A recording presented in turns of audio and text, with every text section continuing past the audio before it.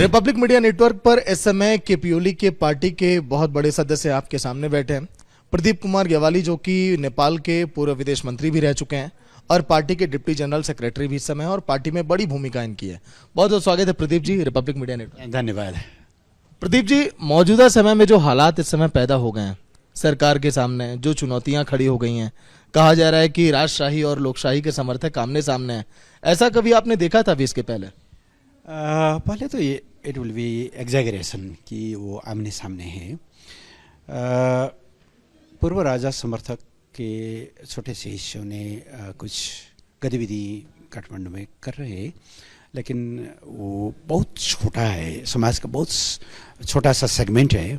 और वो जैसे कि हर समाज में होते हैं, कुछ असंतुष्टियाँ होती हैं, कुछ जनता के मांग होते हैं, उसको क्यास करने की कोशिश कर रहे थे। लेकिन 4 दिन पहले उन्होंने जिस तरह की हरकत की काठमांडू में, जिस तरह के आगजनी, तोड़फोड़, लूटपाट और सरकारी संपत्ति, प्राइवेट संपत्ति में जिस तरह के आक्रमण और विध्वंस में वो उतर गए, इससे उनका एक किस्म का नकाब उतर गया है। इसलिए इसको इस तरह से विश्लेषण करना कि गणतंत्रवादी और राजतंत्रवादी आमने सामने वो कोई तुलनीय विषय नहीं है जी। लेकिन नेपाल की सड़कों पर जो लोग उतर रहे हैं वो कह रहे हैं कि कई जगहों पर खामियां हैं। हालांकि कई लोगों ने यह भी कहा कि जो सरकार है वो बहुत बेहतर है। जो लोकशाही समर्थक है कह रहे हैं कि इन 17 सालों में हमने बहुत विकास देखा नेपाल के अंदर।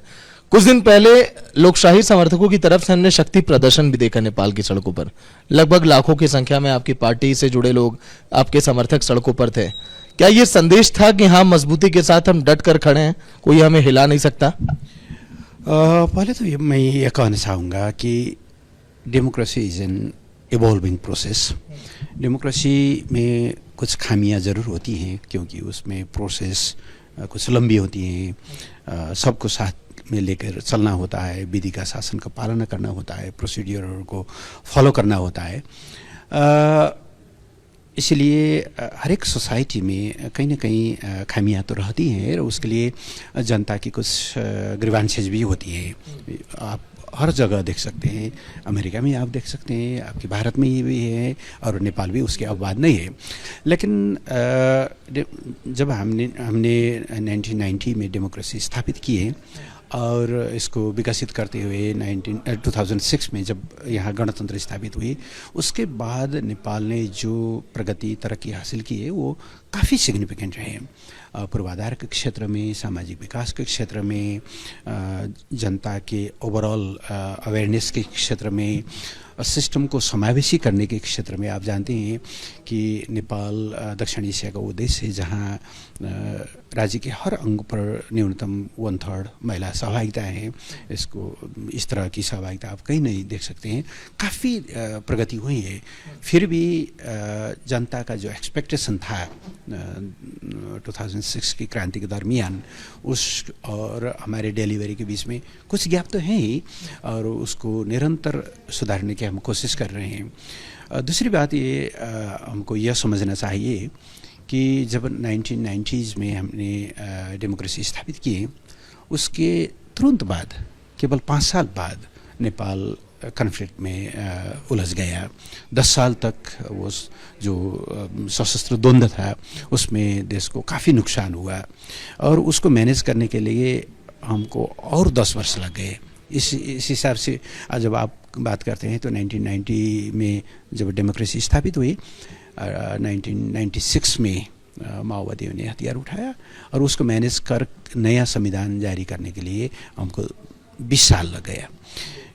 वो 20 साल, वो ट्रांजिशन, भूकंप और यावत चुनौतियों के बीच में नेपाल ने जो हासिल किया है उसको नज़रअंदाज नहीं कर सकते हैं। फिर भी जनता की तरफ से यदि कोई जायज़ आलोचना, उनका कोई ग्रीवांसेस हो तो ज़रूर हर एक राजनीतिक पार्टियों को और सरकार को भी उसको सीरियसली लेना होगा और अपनी परफॉर्मेंस को फर्दर इम्प्रूव करना होगा। अच्छा प्रदीप जी, आप देखिए पूर्व विदेश मंत्री आप रह चुके हैं। आपने देखा है किस तरह के संबंध होने चाहिए अन्य देशों के साथ। भारत से संबंधों को लेकर, चीन से संबंधों को लेकर मौजूदा समय में क्या सब कुछ बेहतर चल रहा है? इसकी कितनी आपको मदद मिल रही है? क्या आप चाहते हैं अन्य देशों के साथ? ये भी आप बताइए एक बार। नेपाल का केवल एक तमन्ना है, नेपाल का केवल एक इच्छा है कि दोनों पड़ोसियों और संसार के सभी मित्र लोगों से मिलकर बहुत छोटे समय में तरक्की किया जाए और सशस्त्र द्वंद्व, निरंकुश तंत्र या जितने भी हमारे अवरोध के कारण हम विकास में कुछ पीछे रह गए, उसको कंपेंसेट करते हुए हम विकास में छलांग लगाना चाहते हैं। एक तरह से हमारे सामने एक अपॉर्चुनिटी है कि हमारे दक्षिण की ओर भारत है जो संसार के 5वीं बड़ी अर्थतंत्र के हिसाब से आगे बढ़ रहा है और हमें लगता है कि निकट भविष्य में वो तीसरी जगह पे खड़ा होगा। हमारे उत्तर तरफ चीन है जो अभी संसार की दूसरी शक्तिशाली अर्थतंत्र है। तो it is an opportunity for us. हमारे दोनों पड़ोसियों से कोई प्रतिस्पर्धा नहीं है, हमारी कोई दुश्मनी भी नहीं है, दुश्मनी हो ही नहीं सकती। ज़रूर निकट पड़ोसी होने के नाते कभी कभार कुछ समस्याएं आ सकती हैं, कभी कभार मिसअंडरस्टैंडिंग हो सकती है, कभी कभार कुछ इशू उभर सकते हैं, उसको डिप्लोमेटिक तरीके से उसको समाधान करना होगा। जिस तरह से 21वीं शताब्दी एशिया की शताब्दी कहा जाती है और whole global balance of power Asia की तरफ शिफ्ट हो रहा है। इस हिसाब से हम यही आशा करते हैं कि हमारे दोनों पड़ोसी भी अपने संबंध को मजबूत करें और उस संबंध के लाभ नेपाल भी लेना चाहते हैं। हम भारत की संवेदनशीलता के बारे में भी वाकिफ़ है, चीन की संवेदनशीलता के बारे में भी वाकिफ़ है और नेपाल ने time and again it has categorically told that Nepal की मिट्टी, नेपाल की भूमि किसी भी पड़ोसी के विरुद्ध दुरुपयोग होने हम नहीं देंगे। उनका जो जेन्युइन कंसर्न है उसके प्रति हम सेंसिटिव है और हमारे केवल एक इच्छा है कि वो substantive and meaningful economic collaboration के हिसाब से उनकी विकास के लाभ भी नेपाल को मिल जाए। हम इस तरह से आगे बढ़ना चाहते हैं। अच्छा, जो मौजूदा समय में परिस्थितियां बन रही हैं, जो राजशाही समर्थक बार बार कह रहे हैं कि हम अल्टीमेटम दे रहे हैं 7 दिनों का, वो अल्टीमेटम आज पूरा हो रहा है। लोगों के जहन में बार बार ये सवाल उठ रहे हैं कि कहीं ऐसा ना हो कि नेपाल में गृह युद्ध जैसे हालात बन जाएं। नेपाल की जनता भी ये सोच रही है।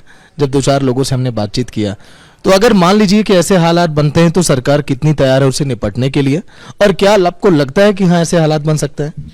पहले तो फिर भी मैं यही बात दोहराना चाहूँगा कि राजशाही के समर्थक, पूर्व राजा के समर्थक संख्या बहुत छोटा है। ज़रूर समाज में कुछ ग्रीवेंसेस हैं, उसको राजशाही के समर्थक के हिसाब से उसको विश्लेषण नहीं करना चाहिए। लोग जब कह रहे हैं कि हमें बेटर एम्प्लॉयमेंट मिल जाए, हमारे बेटर एजुकेशन और हेल्थ का उपलब्धता होना चाहिए, उसको यदि आप प्रो मोनार्की फोर्सेस को के हिसाब से हिसाब करेंगे तो गलत होगा।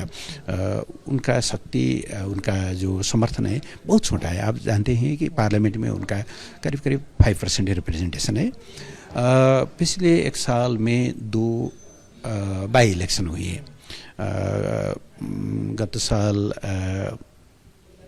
अप्रैल के अंत में एक पार्लियामेंट और एक प्रोविंशियल असेंबली का बाई इलेक्शन हुआ था, जहां उन्होंने अपनी जमानत तक उन्होंने रक्षा नहीं कर सकी, जो जमानत जब्त हो गया। 2 महीने पिछले 3 महीने आगे कुछ लोकल इलेक्शन हुए थे, उसमें कहीं भी उन्होंने एक सीट भी हासिल नहीं कर सके। उनका रियल स्ट्रेंथ है ये। लेकिन समाज में कुछ लोग होते हैं जो भ्रम में होते हैं, कुछ लोग होते हैं जिसका इंटेंशन ही गलत होता है, उन्होंने बहकाया है। फिर भी पिछले हफ्ते जो घटना हुआ काठमांडू में, उनका असलियत सामने आ गया। इसलिए वहाँ कोई गृह युद्ध का, कोई अशांति का कोई भी गुंजाइश नहीं है। फिर भी इसको एक सबक के हिसाब से लेकर हमने ये करना चाहिए कि हमारी डिलीवरी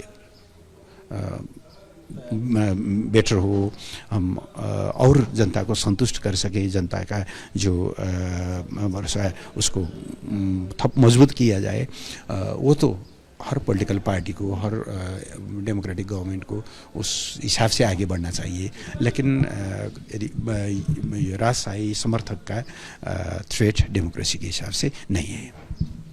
सब कुछ देखिए नेपाल में बेहतर है, सड़कों का विकास हुआ, लोग कह रहे हैं कि आप लोग की सरकार में पारदर्शिता आई है, लोगों ने कहा कि हमने विकास भी किया है इन 17-18 सालों में बहुत ज़्यादा।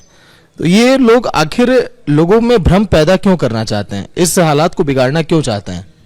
पहले तो ये है कि समाज में एक हिस्सा होता है जो उसका बहुत कंजर्वेटिव, बहुत पिछड़ा सा हिस्सा होता है, जिसको डेमोक्रेसी पसंद नहीं होती है, जिसको इस ओपननेस पसंद नहीं है। जब वो देखते हैं कि भाई गांव के गरीब का बेटा या बेटी अब राष्ट्राध्यक्ष हो रहा है, जबकि वो तो हम जैसे एलिट का हक बनता था राज्य चलाने का, प्रधानमंत्री बनने का, मंत्री बनने का, राष्ट्राध्यक्ष बनने का, तो वो समाज का certain class, certain elite, certain caste group का वो उसको वो इस हिसाब से देखते थे। जब डेमोक्रेसी ये अपॉर्चुनिटी प्रोवाइड करता है कि छोटा गांव के लोग भी, लोअर से लोअर कास्ट का कोई भी आदमी, चाहे कितनी वो कमज़ोर विगत में न हो, यदि वो जनता का मन जीत सकता है तो वो प्रधानमंत्री बन सकता है, राष्ट्रपति बन सकता है, मंत्री बन सकता है, मुख्यमंत्री बन सकता है। वो उसको पसंद नहीं है, क्योंकि वो समझते हैं कि राजनीति करना सर्टेन कास्ट या क्लास ग्रुप का, सर्टेन जात का, सर्टेन वर्ग का उनका विशेषाधिकार है। वो विशेषाधिकार डेमोक्रेटिक मूवमेंट ने तोड़ दिया वाले। दूसरा ये है कि वो जनता के बहुसंख्यक को मन जीत कर तो गवर्नमेंट में जा नहीं सकते हैं, उनका पॉपुलर बेस बहुत कम है। इसीलिए समाज में अस्थिरता सृजना करके पानी को उसको हिलाकर वो मछली मारना चाहते हैं या अवसर को की लाभ उठाना चाहते हैं। अस्थिरता में वो एक कहते हैं नहीं कि बहती गंगा में हाथ धोने जैसी वो स्थिति को बिगाड़ना चाहते हैं, ताकि डेमोक्रेसी कमज़ोर हो जाए और उनका जो कल का जो एक अपॉर्चुनिटी था उसको वापस ले जा सके। एक आखिरी सवाल होगा, नेपाल की जनता को क्या संदेश आप देना चाहेंगे इन परिस्थितियों में, इन हालात में? डेमोक्रेसी का कोई विकल्प नहीं है। डेमोक्रेसी कमजोरी रहित नहीं है, it is not in perfect system, लेकिन हम सबको यही समझना चाहिए कि डेमोक्रेसी का कोई विकल्प नहीं है। यदि डेमोक्रेसी में कोई कुछ खामियां हैं, डेमोक्रेटिक पार्टीज़ में कुछ खामियां हैं, सरकार के काम में कुछ खामियां हैं, तो उसको सुधार के आगे बढ़ना चाहिए। लेकिन इसका विकल्प कभी भी निरंकुश तंत्र नहीं हो सकती। मैं एक बात इस बात में जोड़ देना चाहूँगा कि आप जानते हैं कि हमने इतिहास के दो कालखंड में राजतंत्र से हमने समझौता किए। 1951 में जब तत्कालीन राजा त्रिभुवन यहाँ से भागकर वो दिल्ली में शरणार्थी बन के गए थे, शरण ले रहे थे। बाद में 1950 की क्रांति के दरमियान उनसे यहाँ के आंदोलनकारियों का समझौता हुआ, वो वापस आ गए। उन्होंने संविधान सभा का वचन दिया था, लेकिन 10 साल बाद ग्रेजुअली संपूर्ण शक्ति को, संपूर्ण पावर को खींचते खींचते संपूर्ण शक्ति अपने हाथ में लेकर उन्होंने 1960 में उन्होंने तानाशाही व्यवस्था लागू किया। 30 साल तक हम उस तानाशाही सत्ता के विरुद्ध लड़े और 1990s में फिर हमने एक समझौता किया। समझौता यह था कि राजा को सुविधा दिया जाएगा, उसको सम्मान दिया जाएगा, लेकिन संपूर्ण पावर जनता के हाथ में रहेगा। Sovereign power will be with people. लेकिन 12 साल बाद पिछले राजा ज्ञानेंद्र ने उन्होंने संपूर्ण शक्ति को फिर अपने हाथ में लिए, पार्टियों को दमन किया, माओवादी आंदोलन को दमन करने के बहाने में हजारों लोगों की जान ली। और इतिहास के ये दो महत्वपूर्ण कालखंड से सबक सीखकर हम ये कंक्लूजन में पहुँचे कि democracy and monarchy can not be move simultaneously, can not move together. या तो डेमोक्रेसी रहना चाहिए या तो मोनार्की। इसलिए नेपाली जनता का करीब 70 साल का संघर्ष का अनिवार्य निष्कर्ष है कि गणतंत्र नेपाल में चाहिए। नेपाल में गणतंत्र स्थापना अभी 17-18 साल हो गए। It is very new institution, very new system. It takes time for strengthening, for nurturing and delivery देने के लिए कुछ समय तो लगता ही है। लेकिन यावत चुनौती के बावजूद हमने जो कुछ उपलब्धि हासिल की हैं ये काफ़ी महत्वपूर्ण है। इसलिए किसी के भी बहकाव में आकर डेमोक्रेसी का विकल्प नहीं ले। बहुत बहुत शुक्रिया बातचीत के लिए। धन्यवाद आपको भी।